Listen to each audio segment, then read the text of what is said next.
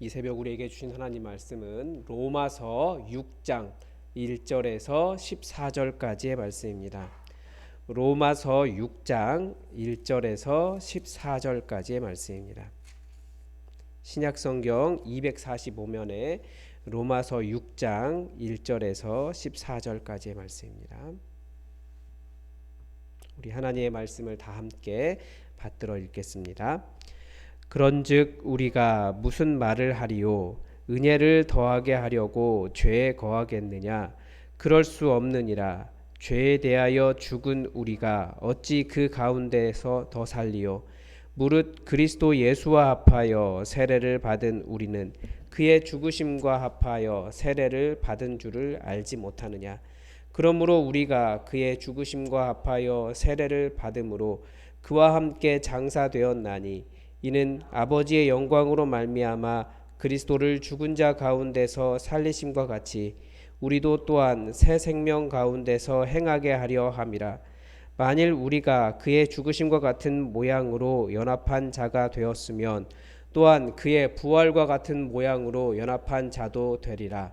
우리가 알거니와 우리의 옛 사람이 예수와 함께 십자가에 못 박힌 것은 죄의 몸이 죽어 다시는 우리가 죄에게 종 노릇하지 아니하리니 이는 죽은 자가 죄에서 벗어나 의롭다 하심을 얻었음이라.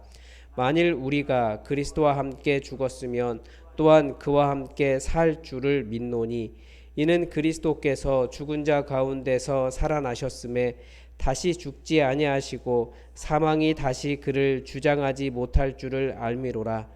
그가 죽으심은 죄에 대하여 단번에 죽으심이요 그가 살아계심은 하나님께 대하여 살아계심이니 이와 같이 너희도 너희 자신을 죄에 대하여는 죽은 자요 그리스도 예수 안에서 하나님께 대하여는 살아있는 자로 여길지어다.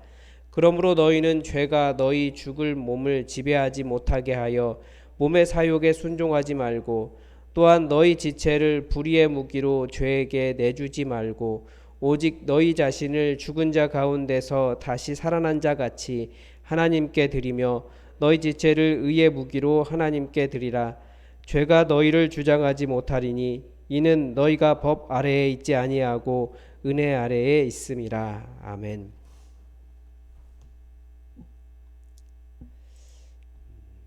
어제 본문 내용에 깊이 연관되어 있습니다. 그 비유 속에서 그 내용 속에서 이어서 우리가 본문을 읽어야 되는데요. 이런 비유가 적절한지 잘 판단이 되진 않지만 제가 느끼기에는 가장 적당한 것 같습니다. 예전에 노예 체육대회가 있었습니다. 지방 같은 경우에는 노예 체육대회는 그 교회가 속한 동네 잔치입니다. 축구 대표팀이 이 교인뿐만 아니라 동네에서 축구 잘한다는 사람들은 다 모여서 자기가 아는 사람들은 다 모여오는 거죠. 동네 잔치인 거예요. 그 교회 이름으로 예수 믿지 않아도 얼마든지 참가가 가능합니다. 그래서 노예체육대회 가면 잘 먹고 잘 놀고 정말 동네 잔치 같습니다. 또 그렇게 하는 이유를 우리가 잘 알죠. 교회 문턱을 예수 믿지 않는 사람들이 교회 문턱을 넘어가고 예수 믿는 사람들 재밌게 노는구나를 알고 전도의 문이 열리기를 바라는 마음에서 그렇게 승패를 떠나서 다 그렇게 모여도 이해를 합니다. 저 교회 뭐라고 할까요? 축구 선수 데려왔어. 뭐 그렇게 말을 해도 다 이해하는 거예요. 그 교회만 그런 게 아니고 우리 교회도 그러고 있기 때문에 승패를 떠난 문제예요. 그런데 어떤 분이 이제 담배를 피셨어요. 그러니까 이 모습을 보고 어떤 장로님께서 야단을 치셨습니다. 사람들 다 있는 데서 그분이 야단을 치셨어요.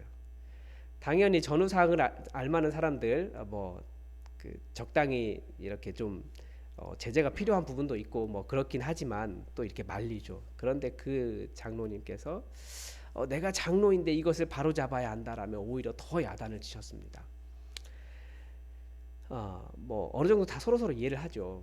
우리도 교회 안에 있었으니까 교인들은 술 담배 하지 않으니까 또 교회가 그렇게 하지 않으니까 이해가 되는 면도 있습니다. 그래도 좀 과한 부분도 있었던 것 같아요. 너무 야단을 치시니까. 그런데 어제 말씀을 보니까 좀 다르게 이해가 됩니다.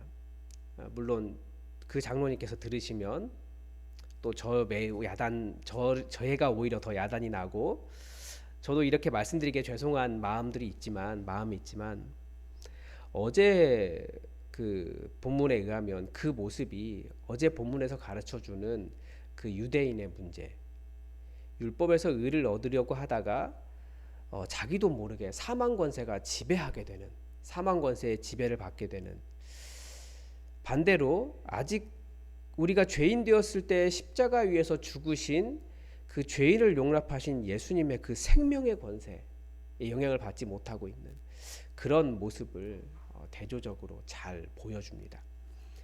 교회가 교회인데 교회가 아닌 상태가 되는 때가 있습니다. 바로 되는 것 빼고 다 안 되는 때가 그렇습니다.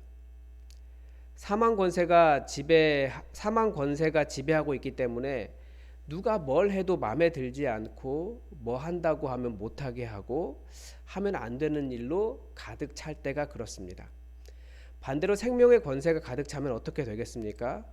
안 되는 것 빼고 다 됩니다. 죄가 아닌 이상 복음을 전하기 위해서 다 할 수 있는 일입니다. 자유함이 있고 답답함이 없습니다. 예를 들어 뭐라고 할까요? 그 복음을 전하기 위해서 어떤 분이 차를 빌리고 사람들과 함께 수련회를 하고 말씀을 전하고 복음을 전했습니다. 이런 일이 가능하겠습니까? 불가능하겠습니까? 대부분의 교회들은 목사가 해야지 그러면서 막는 경우들도 있습니다. 근데 복음을 전하기 위해서 얼마든지 그렇게 할 수 있어요.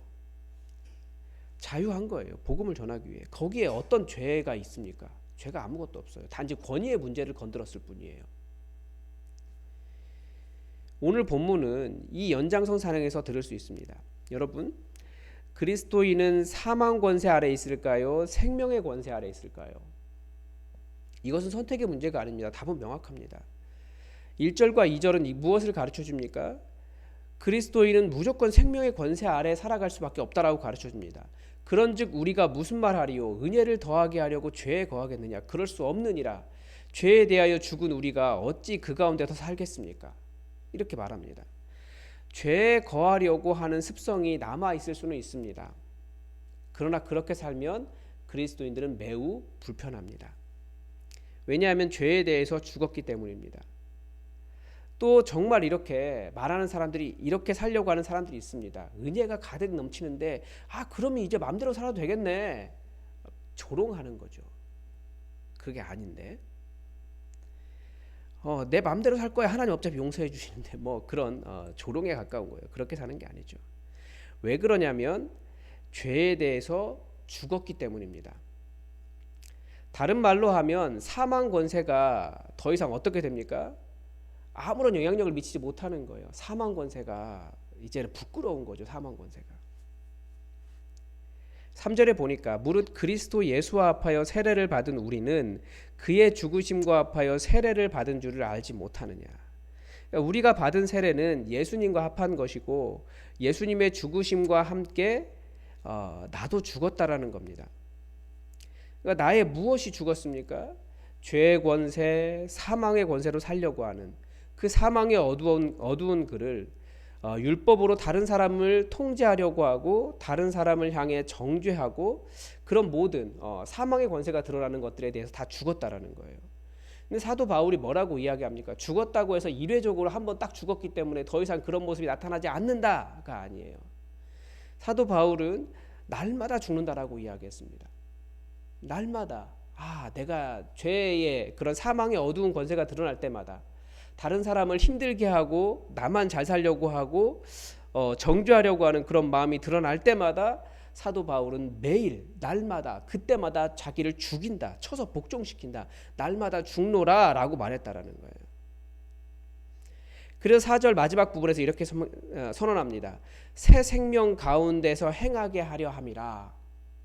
우리에게 생명의 권세만 드러나게 하려고 하는 거죠. 다른 사람을 살리고 다른 사람도 생명의 권세 아래 그 생명의 권세를 누리도록 하려고 하는 것이 우리가 이렇게 날마다 죽는 이유입니다. 그래서 9절 마지막에서도 이렇게 이제는 사망이 그를 주장하지 못한다. 다시 말하면 예수님과 합한 세례를 받은 사람 너희는 이제 사망 권세 아래 행하지 말아라 라고 하는 뜻과 같습니다. 12절에서 죄가 지배하지 못하도록 몸의 사욕에 순종하지 말라라고 명령을 하죠. 이 말씀은 우리가 죄의 지배를 받는다라는 것을 가르쳐 줍니다. 예수 믿어도 여전히 죄의 지배, 이 몸의 사욕에 따라 순종할 가능성이 많다라는 거예요. 그래서 죄의 지배를 받지 않으려면 우리가 예수님께서 우리를 위해 어떻게 행하셨는지를 알고 또 우리도 그렇게 살기로 세례 받았기 때문에 작정했기 때문에 몸의 사욕에 순종하지 말아라, 순종하면 안 된다라고 가르쳐 주는 겁니다. 그러니까 몸의 욕망을 따라가지 말라라고 말하죠. 그러니까 은혜의 법칙, 복음이 아니면 따라가지 말아라라는 겁니다. 다시 복음을 한번 생각해 보십시오. 하나님이신 예수님께서 우리 같은 커다란 죄인을 위해서 십자가 위에서 죽으셨습니다. 그리고 우리의 모든 문제인 죄의 문제를 사했습니다. 우리는 더 이상 죄의 노예가 아니라 하나님의 자녀입니다. 몸의 욕망은 어떻게 하라고 말합니까? 몸의 욕망은 계속해서 예수 그리스도의 십자가로 충분하지 않아 라고 말합니다. 그래서 복음을 부끄러워하고 율법이나 지식을 의지합니다. 몸의 욕망은 뭐라고 말합니까? 우리에게 더 완벽해야 한다라고 말합니다. 그렇기 때문에 완벽하지 않은 사람들을 바라보면 나를 향해서도 정죄할 뿐만 아니라 다른 사람을 향해서도 정죄해요. 그러나 복음은 우리는 가장 완벽하지 않은 존재이기에 예수님께서 죽으셔야 할 정도의 죄인이다 이렇게 말합니다. 그렇기 때문에 다른 사람 죄를 범한 것을 보거든 사랑하고 용납하고 품고 어떻게든지 잘 살 수 있도록 도와주려고 하지 정죄하고 그러니까 넌 안 돼 이렇게 말하지 않는다라는 거예요. 몸의 욕망은 내 힘으로 해결할 수 있어. 내가 해결하지 못하면 서로 연합해서 해결할 수 있어라고 말합니다. 어느 정도까지 맞는 말이지만 정말 넘어갈 수 없는 부분들이 있어요. 그건 은혜의 영역입니다. 인간은 절대 넘지 못하는 것이 많이 있습니다. 더구나 선을 위해 열심히 노력했는데 오히려 그 결과가 파괴적일 때가 있어요. 그러니까 인간의 선의 총합은 결국 죄인됨의 총합이 될 때가 있습니다. 대표적인 것이 지금 우리 환경의 문제가 그렇습니다. 다들 과학의 진보를 통해서 뭔가 해결할 수 있을 것이라고 생각하는데 오히려 더 파괴가 돼요. 세상은 평화를 향해서 나아가는 줄 알았습니다. 그런데 인간의 지식이 지금 이 21세기에 이 과학의 시대에 오히려 전쟁, 저 말도 안 되는 전쟁이 일어나고 있어요. 정치가 더 선을 향해서 국민들을 잘 살게 하는 것이 아니라 자꾸 싸워요. 점점 이렇게 싸우다 보면 정반합 해가지고 더 좋은 것 나올 줄 알았는데 그렇지 않은 것 같아요. 왜냐하면 인간 안에는 인간의 그 죄성을 우리가 지적하지 않으면 결국 인간은 자기 의에 빠져서 잘못된 곳으로 갈 가능성이 너무나 많습니다. 그래서 성경이 이렇게 죄인을 강조하는 이유는 다른 사람 정죄하기 위한 것이 아니라 예수님께서 우리를 얼마나 사랑하셨는지를 강조하기 위해서 그렇습니다. 그리고 그렇게 사랑받은 우리가 다른 사람 정죄하지 말고 네가 가장 큰 죄인이니까 예수님의 십자가의 방식으로 사랑해라. 이것을 가르쳐주기 위해서 그렇습니다. 인간의 욕망을 기대하는 것이 아니라 하나님께 소망을 두기 위해서 그렇습니다. 그리고 이제 그런 큰 사랑받은 자로서 다른 사람을 어떻게 해야 될까요?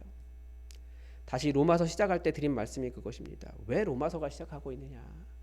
로마에 있는 유대인들이 하나님의 말씀도 알고 내가 하나님의 백성이다라고 하는 자부심 때문에 자꾸 다른 사람 위에 서고 군림하고 다른 사람 못 살게 하고 내가 최고야. 내 신앙이 최고야. 내가 가진 율법이 최고야. 내가 믿는 하나님이 최고야 라고 말하며 우월감에 사로잡혀서 다른 사람 깔보고 다른 사람 하는 일들 다 의심하고 하나님께서 일하신 무시하고 은혜를 베풀지 않고 인색하고 오히려 다른 사람 위에 서는 고집스럽게 살아가기 때문에 이 로마서가 나온 겁니다. 그래서 예수님도 그렇게 말씀하시잖아요. 너희는 그러지 말아라.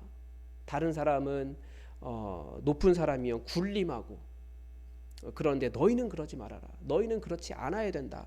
예수님도 그렇게 말씀하셨는데 오히려 신앙의 자부심이 그렇게 되더라는 거예요. 그게 사망 권세다. 그게 사망 권세다. 그게 생명의 권세가 아니라 사망 권세다. 사도 바울이 안타깝게 여기면서 이 이야기하고 있는 겁니다.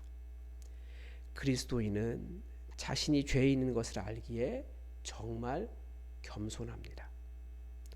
그리고 누구를 정죄할 만한 입장이 아니라는 것을 알기에 정죄하거나 가르치려고 하지 않습니다.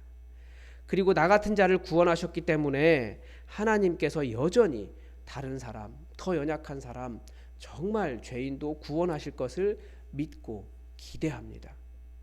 여러분, 더 이상 죄의 권세가 여러분의 주변의 삶을, 여러분의 가족을, 그리고 교회를, 이 세상을 지배하지 않도록 복음 위에 서서 복음의 시각으로 복음의 길을 걸어가시기 바랍니다. 더 이상 사망 권세가 우리에게 합당하지 않습니다. 기도하겠습니다. 우리 하나님의 뜻이 이루어지도록 주기도문으로 기도하겠습니다. 하늘에 계신 우리 아버지, 아버지의 이름을 거룩하게 하시며 아버지의 나라가 오게 하시며 아버지의 뜻이 하늘에서와 같이 땅에서도 이루어지게 하소서. 오늘 우리에게 일용할 양식을 주시고 우리가 우리에게 잘못한 사람을 용서하여 준 것 같이 우리 죄를 용서하여 주시고 우리를 시험에 빠지지 않게 하시고 악에서 구하소서. 나라와 권능과 영광이 영원히 아버지의 것입니다. 아멘. 여러분, 우리 예수뿐만 교회 복음의 이 생명의 권세가 넘쳐나는 교회 될 수 있도록 여러분 함께 기도해 주시기 바랍니다. 우리 환우들을 위해서 계속 기도해 주시고 우리 이 새벽 기도의 자리를 사모하지만 나오지 못하시는 분들이 여러분들이 계십니다. 상황이 되지 않지만 온라인 예배를 통해서든지 어떻게든지 하나님께 기도하는 일을 멈추지 않고 기도 가운데 승리할 수 있도록 여러분 기도해 주시기 바랍니다. 그리고 우리 청년들을 위해서 함께 기도해 주십시오. 오늘도 함께 만나서 함께 식사하고 교제하려고 하는데 더 많은 청년들이 모이고 정말 활발하게 모이고 생명력이 가득한 청년부가 될 수 있도록 여러분 함께 기도해 주시기 바랍니다. 다 함께 기도하겠습니다.